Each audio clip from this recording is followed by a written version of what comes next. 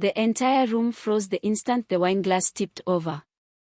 The deep red wine, dark as blood, streamed down the front of the man's navy blue suit and soaked into his white shirt. Nearly 200 guests watched from tables glowing beneath enormous crystal chandeliers inside the Grant Ashcroft Hotel in downtown Chicago. No one moved. Not because they felt sorry for him, but because they were all waiting to see how he would react. The man lowered his eyes to the stain, picked up a folded napkin, and calmly wiped his hands before placing it back beside his plate. If you still believe in kindness and second chances, leave a like, write a comment, share this story, and subscribe to Kai's Corner 2.0. Outside, the rain had fallen all day, leaving the streets shining beneath the evening lights. Inside the ballroom, however, everything looked flawless.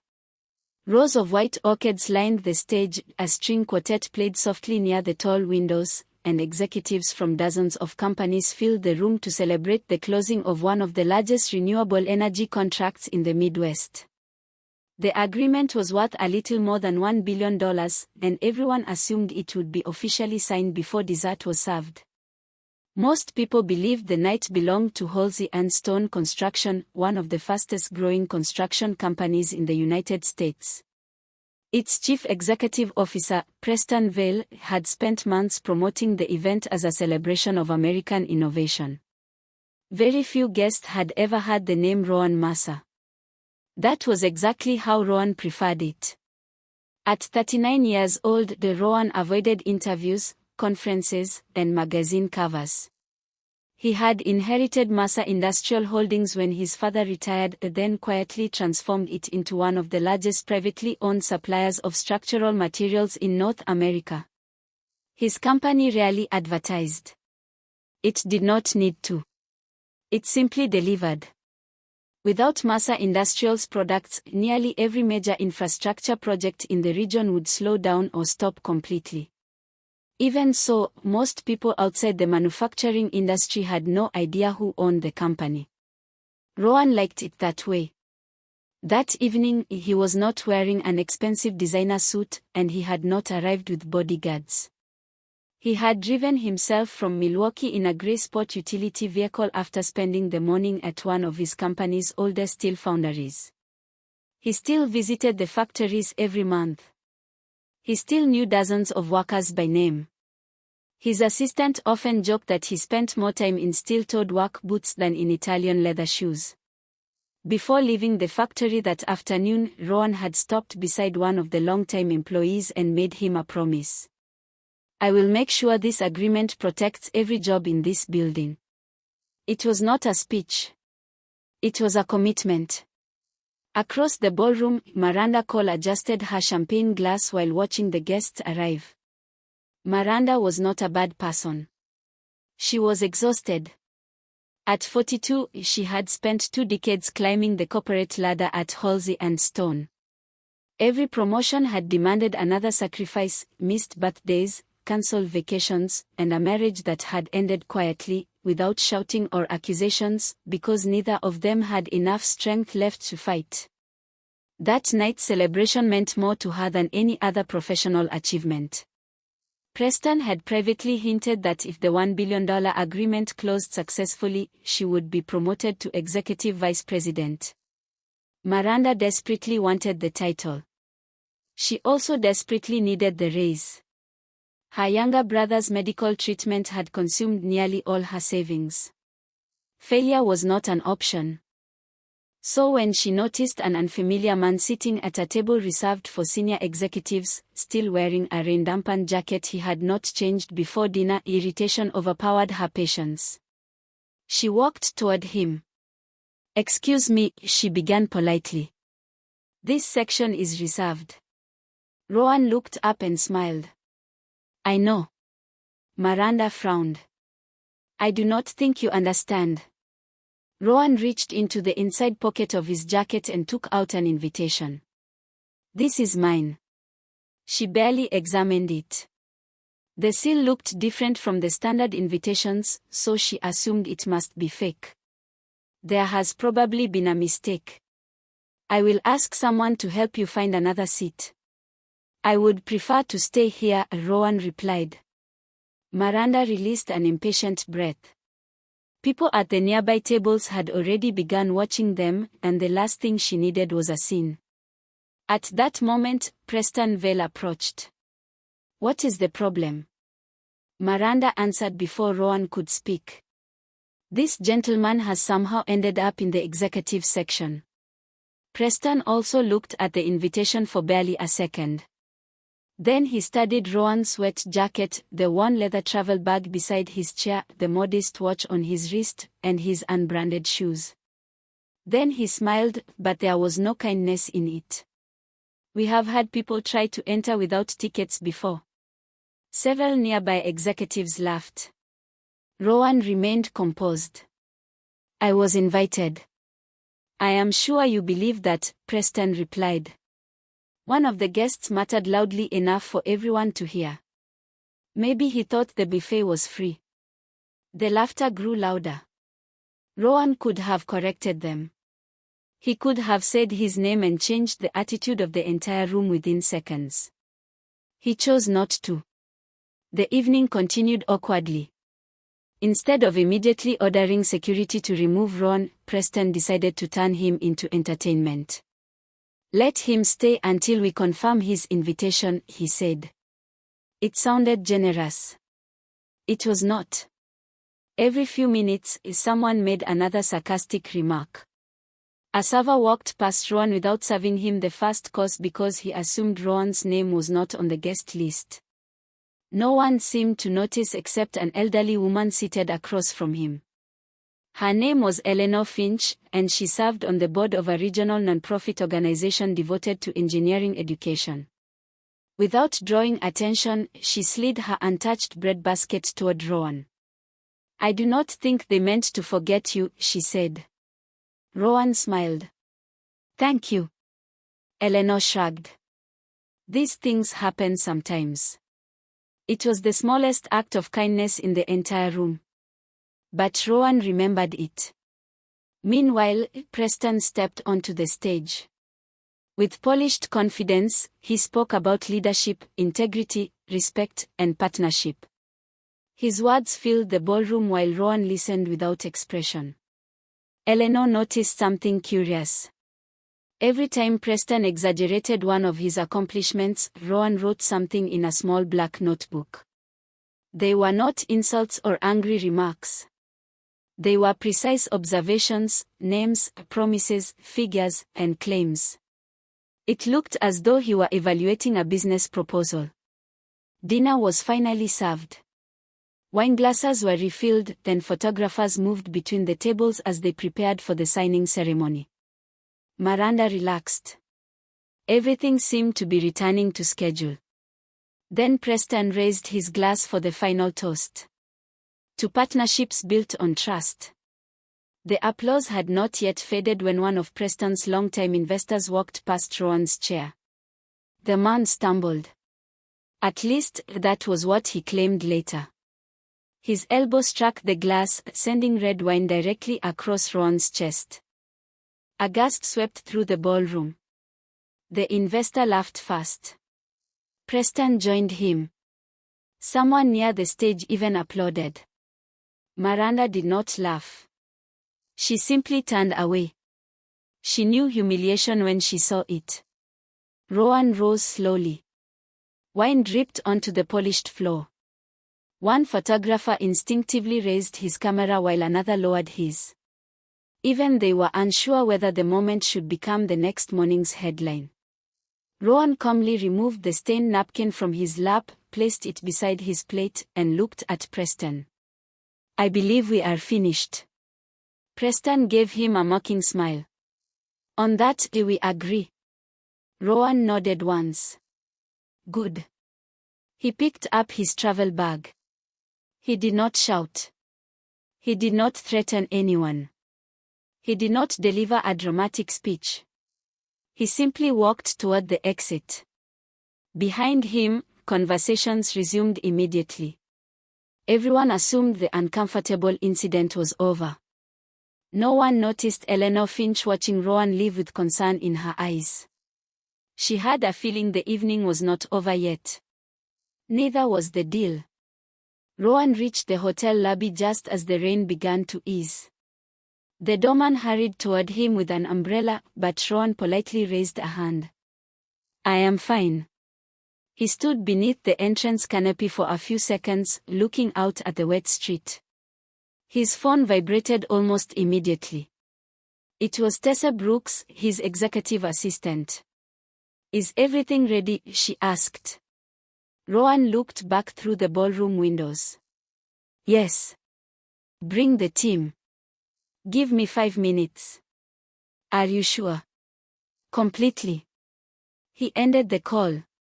Inside the ballroom, no one yet understood that Masa Industrial Holdings was not merely another supplier. The company financed nearly 40% of the production required for the project, guaranteed the delivery schedule, and provided the financial backing demanded by every participating bank before funds could be released. Without Masa Industrial, there was no $1 billion project. Back in the ballroom, Preston adjusted his tie and smiled at the photographers. "Ladies and gentlemen, our final representative for the signing should arrive at any moment." An assistant leaned close and spoke quietly. "Sir, we are still waiting for Masa Industrial." Preston frowned. "They are late." "It appears so." "Did they confirm?" "Yes." Preston checked his watch. "We will wait." 5 minutes passed. Then 10. Guests began checking their phones. The quartet stopped playing. The catering staff postponed dessert for the second time. Miranda approached with a folder in her hands. "We have called every number. No one is answering. Everything goes straight to voicemail." Preston forced a tight smile. "They are probably stuck in traffic." Outside, the rain had already stopped. Meanwhile, Rowan sat calmly inside his vehicle across the street. He was not furious. He was disappointed. His father had spent 45 years building Masa Industrial around one simple belief. A person's character always matters more than appearances. That lesson had shaped every business decision Rowan had ever made. He was not going to ignore it that night. Tessa climbed into the passenger seat carrying a leather briefcase. "So, what do we do?" Rowan looked toward the hotel. "They showed us how they treat people they believe are useless." Tessa nodded slowly. "That is what I thought after reading your message." Rowan opened the briefcase. Inside were 2 contracts. The first was for the Halsey and Stone infrastructure project. The second belonged to a smaller competing company called Northbridge Civil Partners. Northbridge had finished second during the negotiations. It was not a flashy company. Its executives still visited construction sites personally, and its owner still answered customer emails himself. Rowan had met with him twice. Both meetings had ended with the same sentence. "When we finally work together, we will build something we can be proud of." Rowan respected people who spoke that way. He picked up a pen and signed the second contract. Tessa gave a faint smile. "I will notify the legal department and call Northbridge. They will think it is a joke." "Tell them it is not." Inside the ballroom, anxiety was steadily replacing the celebratory mood. The chairman of the finance committee approached Preston. "We are already 25 minutes behind schedule. The banks are beginning to ask questions." "They will receive answers," Preston replied, although his confidence had begun to crack. Miranda watched him in silence. Another assistant hurried across the ballroom carrying a tablet. "Sir, I found something." "What?" "The guest we made leave." "We did not make him leave," Preston interrupted. Miranda turned away. Everyone knew exactly what had happened. The assistant swallowed. His invitation was not fake. Preston rolled his eyes. "Then whose was it?" The assistant turned the tablet around. At the top of the screen appeared the name Masa Industrial Holdings. Below it were the words, Rowan Masa, Owner and Chief Executive Officer. The silence was absolute. Miranda felt her stomach tighten. That cannot be true. The assistant nodded. It is. Someone whispered. It was him. Another executive stared toward the ballroom doors. The man with the wine. No one finished the sentence. They did not need to. Preston grabbed his phone. Call him. We already did. Try again. He rejected the call. Again. He rejected it again. Miranda closed her eyes. For 20 years, she had studied negotiation and leadership. At that moment, one lesson echoed through her mind. People rarely remember the numbers, but they always remember how you made them feel. Nearly 40 minutes later, the ballroom doors opened. Every conversation stopped. Rowan had returned. He had changed his jacket and the wine stain was gone. There was no look of triumph on his face, only calm professionalism. 6 members of Masa Industrial's executive team entered behind him. Several guests immediately stood. Not because anyone told them to, but because they finally understood who had entered the room. Preston hurried forward. Mr. Masa. Rowan gently shook his head. Rowan is enough. I owe you an apology. You do. This was all a misunderstanding. It was not. Preston fell silent. Rowan continued in the same calm tone. You understood perfectly well who you believed I was.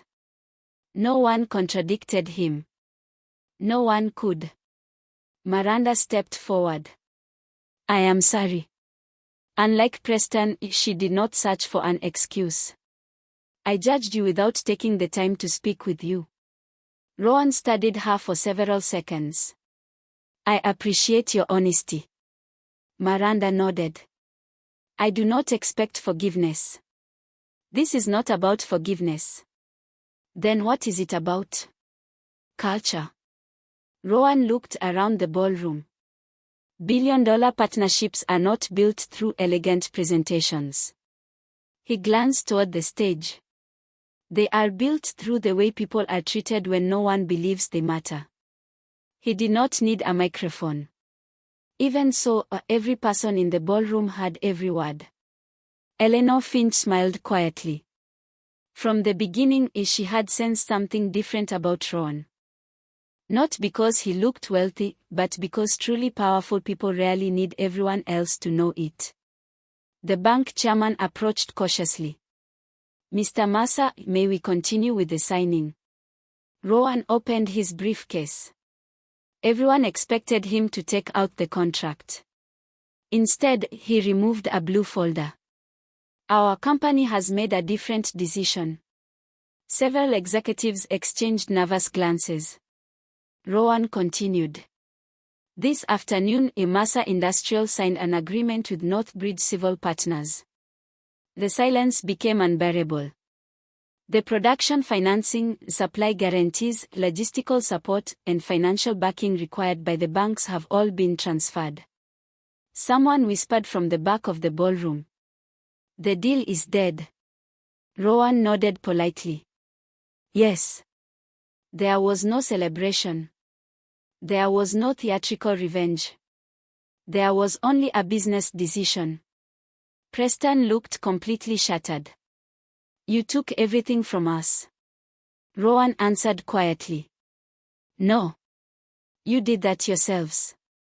You lost everything before I ever arrived. His words remained suspended in the air longer than any speech delivered that night. As the guests slowly gathered their belongings, Rowan turned once again toward the exit. Then he stopped beside Eleanor. Thank you.